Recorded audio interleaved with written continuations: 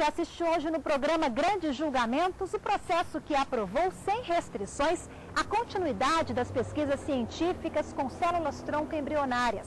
Apesar de dividir opiniões, o processo de declaração de constitucionalidade da Lei de Biossegurança pelo Supremo permitiu que o Brasil passasse a integrar a lista de países que já permitem os estudos científicos.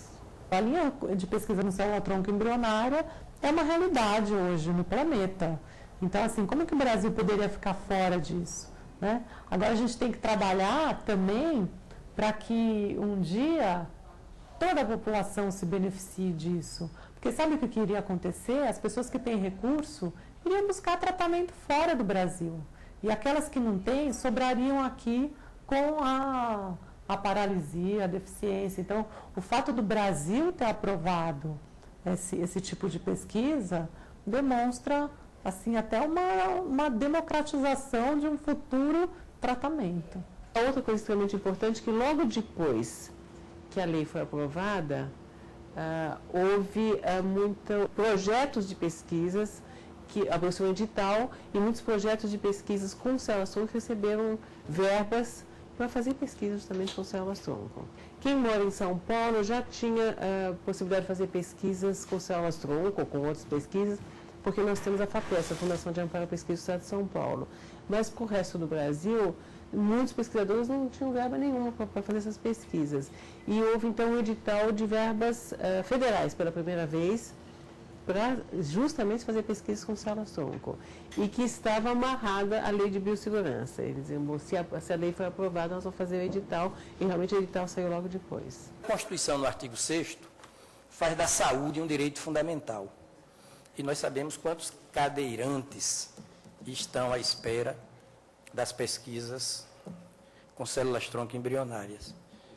E sabemos o que significa o Supremo Tribunal Federal cortar toda essa expectativa, esse alento, ainda que daqui a 5, 6, 7, 8 anos, não interessa. É preciso recomeçar o processo que foi estancado há 3 anos. E a saúde é um direito fundamental, está no artigo 6º da Constituição. A história é impiedosa, não poupando posturas reveladoras de atos omissivos.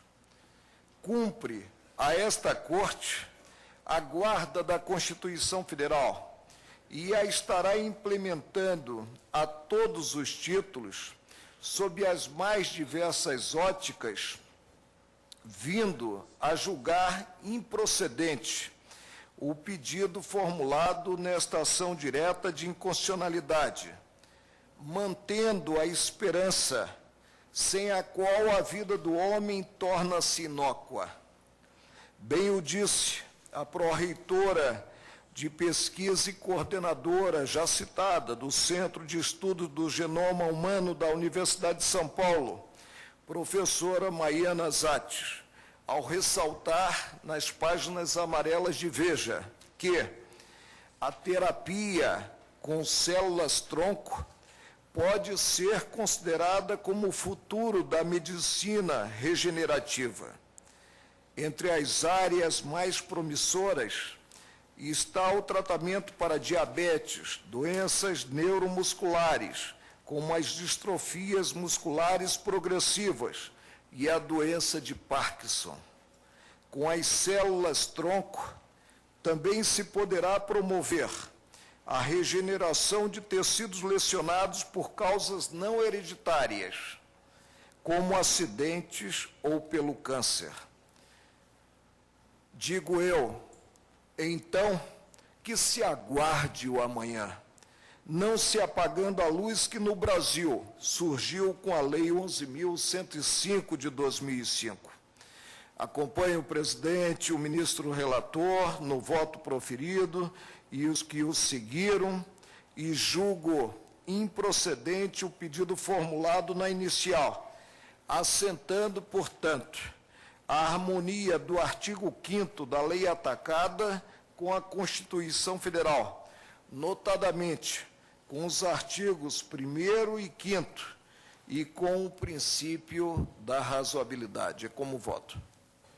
Em quase 40 anos de carreira na área jurídica, inicialmente como membro do Ministério Público Paulista e agora como juiz do Supremo Tribunal Federal, nunca participei de um processo que se revestisse da magnitude que assume o presente julgamento. Esse julgamento, que é efetivamente histórico, porque nele estamos a discutir o alcance e o sentido da vida e da morte, revelando, sob a égide de um Estado laico, secular e democrático, como o direito é capaz de conferir dignidade às experiências de vida e também aos mistérios insondáveis da morte. Esse notável voto do eminente ministro Carlos Brito representa a aurora de um novo tempo, impregnado de esperança para aqueles abatidos pela angústia da incerteza. Significa a celebração solidária da vida e da liberdade e restaura em todos nós a certeza de que milhões de pessoas não mais sucumbirão à desesperança e à amarga frustração de não poderem superar os obstáculos gerados por patologias gravíssimas, irreversíveis e incuráveis até o presente momento.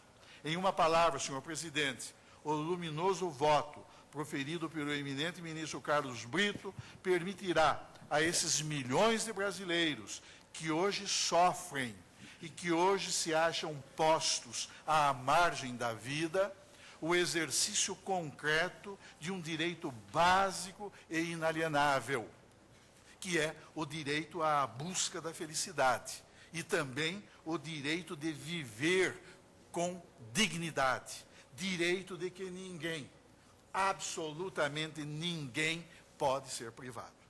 Para nós do Movimento Brasil Sem Aborto, nós, evidentemente, numa democracia, não há o que discutir numa decisão da Suprema Corte do nosso país. Essa decisão está tomada, ainda que contrarie os nossos princípios, aquilo que nós vimos defendendo durante todo esse tempo, que é a defesa da vida desde a fecundação. Portanto, a nossa concepção é que nos embriões existe vida e que, portanto, a pesquisa com células tronco embrionárias, ela constitui, sim, uma violação da vida, no nosso entendimento, e nós vamos continuar a nossa luta em defesa da vida, junto com todos os movimentos pró-vidas do Brasil. Certamente foi a reafirmação do Supremo do que o Congresso Nacional havia decidido. Isso é uma aposta de que a ciência pode avançar, deve avançar e que os cientistas brasileiros têm que ser livres para tentar. Porque nenhuma pesquisa científica ela tem resultados imediatos. Todas as pesquisas precisam de estabilidade científica, financiamento e liberdade para serem testadas. É isso que a decisão vai permitir, que a comunidade científica avance no teste das pesquisas com células tronco. Durante o julgamento no Supremo e até hoje, 3 anos depois da decisão, cientistas e religiosos que se manifestaram no plenário e na audiência pública contra a utilização das células tronco embrionárias em pesquisas insistem no argumento de que esses estudos, além dos problemas éticos, não trazem bons resultados. Um dos pontos que nós trouxemos ao debate foi justamente que as células tronco embrionárias não são as mais promissoras do ponto de vista de um tratamento. Então, tanto que até agora, e muito recentemente, nós só temos 2 pacientes no mundo inteiro que estão começando a se fazer experimentos com célula embrionária.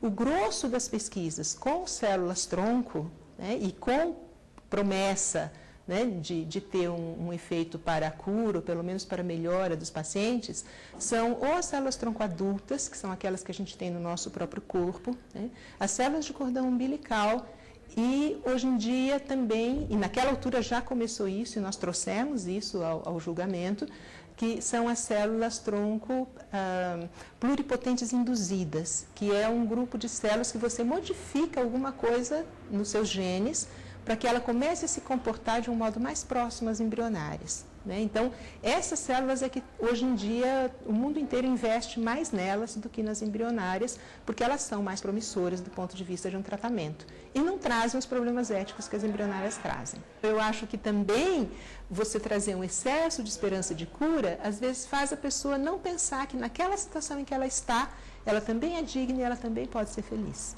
É fácil falar e talvez nunca tenha precisado e puxa, por que o ser humano não pode ter esse livre-arbítrio de se achar algo, sei lá, imoral? Por que não fazer com ele próprio ou com o seu familiar? Então, eu acho que é muito fácil para alguém ficar falando de um outro lado com informações muitas vezes errôneas, né, de um assunto que diz respeito à pesquisa brasileira, ao desenvolvimento da pesquisa. É uma possibilidade de melhora da qualidade de vida de uma pessoa que sofre de esclerose múltipla, distrofia muscular, esclerose lateral amiotrófica, amiotrofia espinhal progressiva. Acomete criança de 1 a 2 anos. Ela passa a respirar no aparelho, a comer por gastrostomia desde essa idade. Então, assim, se você tem uma pesquisa, que claro, na minha situação, que é uma lesão medular, eu não passo o dia a dia, né, lutando contra a morte. É diferente, entendeu? Eu quebrei o pescoço, né, e a partir daqui, quanto mais eu trabalhar o meu corpo, não for sedentária, praticar esporte, melhor eu vou ficar de saúde. Né? Agora, uma pessoa que tem uma doença evolutiva desse tipo, assim, para ela sim é um direito à vida, sabe? É poder sonhar com a possibilidade de reverter o caso e não ter que pensar dia a dia se esse vai ser o dia da morte. Foi um marco, né, na história do Supremo de ter um debate público com cientistas, com pessoas que eram a favor, pessoas que eram contra, e que teve uma grande repercussão na opinião pública.